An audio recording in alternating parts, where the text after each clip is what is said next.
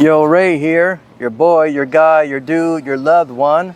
Here, I want to explain why I chose to come to Asia, Vietnam, from the US. Simply because, it's just a lot more affordable here, and everyone's coming out here. Like I'm seeing a lot of people who are escaping the matrix of the United States to come to a more peaceful, affordable life here in Southeast Asia, and I'm one of them. Now, backstory: I've been traveling for like 7 years already, and I've been to Europe, I've been many states in the U.S., and I've been to Eastern Europe, Western Europe, Southern Europe, and now I'm here in Asia. Been here about a year now. Been to Thailand, and now in Vietnam. And what I'm learning is there's a lot of people, Black Americans, white Americans, who are coming out here, especially to these Southeast Asian countries. What they're doing is they're starting in Thailand first, checking it out, because Thailand has everything what you expect. You know, the affordability, the prices, the food, the cheap rent, new apartment buildings, everything. And then you come to Vietnam, because Vietnam is even more affordable than Thailand, but less of the pace than Thailand has. So I'm seeing here in Vietnam, Ho Chi Minh City, there's a lot of pretty much white Americans from California and a lot of Black Americans from Texas. And it's like, wow, like even where I live, there's more Black people here where I'm at, which is great, and they're happy, they're bliss, they're really enjoying their time and the freedom out here. And then I see, and the white people I meet out here are from California, and they've been coming out here, they've been traveling.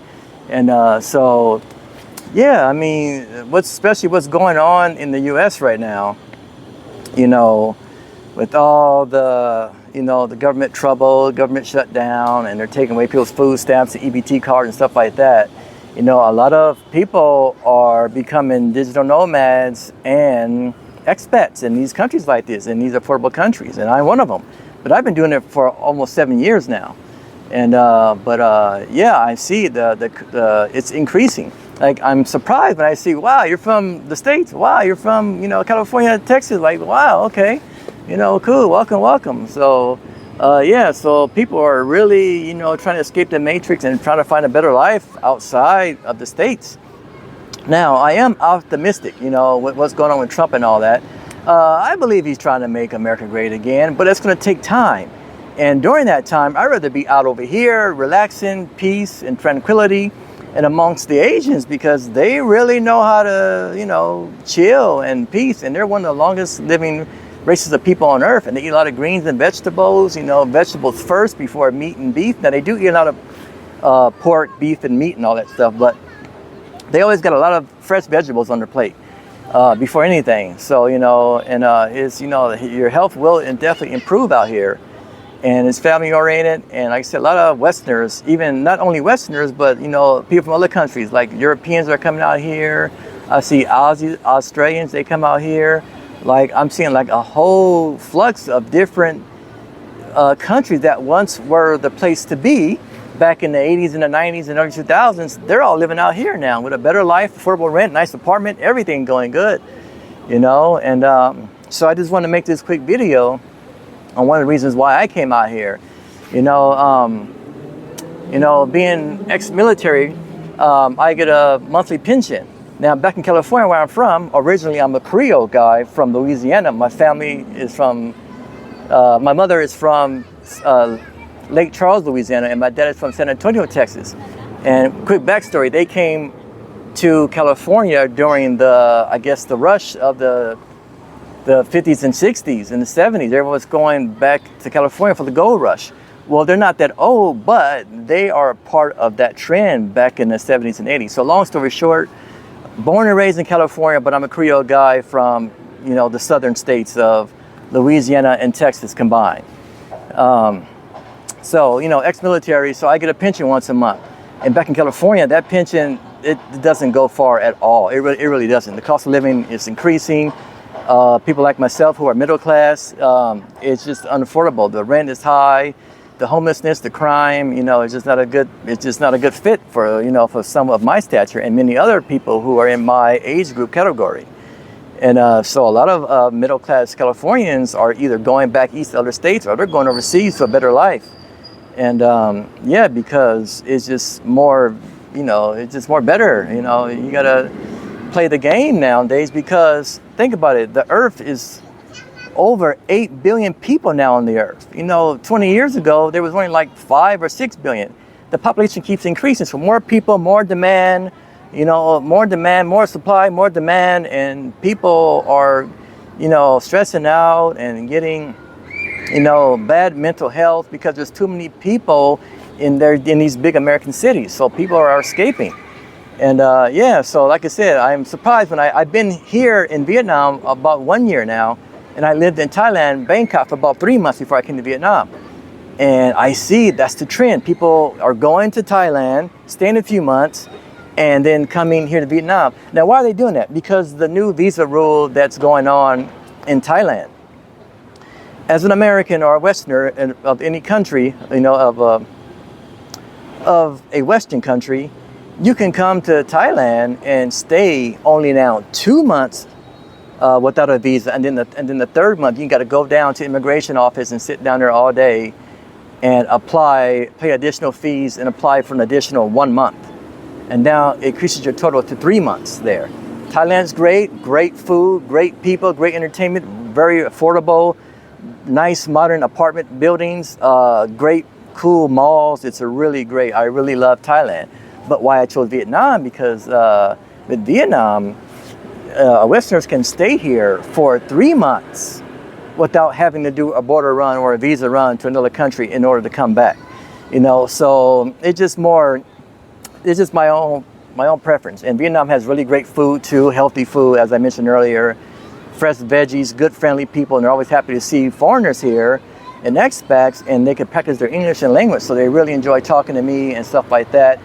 And and other than that, they mind their own business. Like they literally mind their own business, and they're just happy to see other cultures enjoying their culture.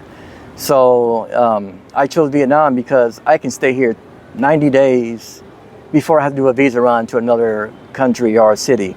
Where Thailand, you can only stay 2 months now because it's so popular in Thailand, that they're cutting it down to only 2 months, and then you got to go back down and apply again for an additional month, an additional fee to stay a whole 3 months. So I'd rather just be here in Vietnam because I can do my visa runs back to Thailand, which is only 1 hour flight, and I'm back in Thailand enjoying all the glorious that it is there. It's fun and food and the people and the affordability, and it's just great and good weather. Very nice weather, and then I can fly back the same day if I choose back to Vietnam, and stay here another 3 months. Now Vietnam offers just about everything that Thailand offers, but at a slower pace. So Thailand, they're very well endorsed. They've been endorsed. They're more like on par with Japan. They're very westernized, but also keep their culture. But Vietnam, they're more of their culture before they're westernized. So it makes Vietnam more unique. And they got everything Thailand got, beautiful beaches, friendly people, and happy people to see you there. So that's just an update, a quick update why I wanted to share my personal reasons why I came to Vietnam. Also, there's a lot of veteran communities here in both countries, but a lot more again are coming here because of affordability and less popularity, but almost just as popular. Now, the only other country that you can choose that the language barrier, it's not a problem, but the only other country you can choose is the Philippines or Malaysia. Now English is their first language and highly spoken there. And if it's not their first language, but it's very highly spoken there. Where in Thailand and Vietnam, if you're not like in city center, which is the equivalent of downtown, you're going to get less English speakers. So when you go to Bangkok, downtown Bangkok, or downtown District 1 Vietnam, a lot of the apartments are going to be a little bit more higher price just because you have more Western style shops and stores and Vietnamese English speakers. Where I'm out of District 1. I'm about 45 minutes out, so there's less English speakers here in the district I am, but nice apartment, way more cheaper. I'm going to go ahead and tell you, I pay about $450 for a 2-bedroom, 2-bathroom, laundry room, balcony, pool, 2 gyms, nice long swimming pool and very friendly people for about $450 total. You know, that includes electricity, water, and all the utilities. But in District 1, Vietnam, you're gonna pay about $650 to $700 for about the same price. Now, for some, that's still great, but for people like me who's on a monthly military pension that I am, I'd rather be somewhere where my money goes farther, so I can have more money to do things that I personally want. So, yeah, again, I'm going to make a more series of, a vlog of my life and time here in Vietnam and how things are. Again, I've been to several other countries, but since I'm currently in Vietnam, I'm going to make videos here because I see myself staying here more long term. Yeah. So anyways, your boy Ray, just giving you guys an update, and I'll catch you on the next one. I'm out, peoples.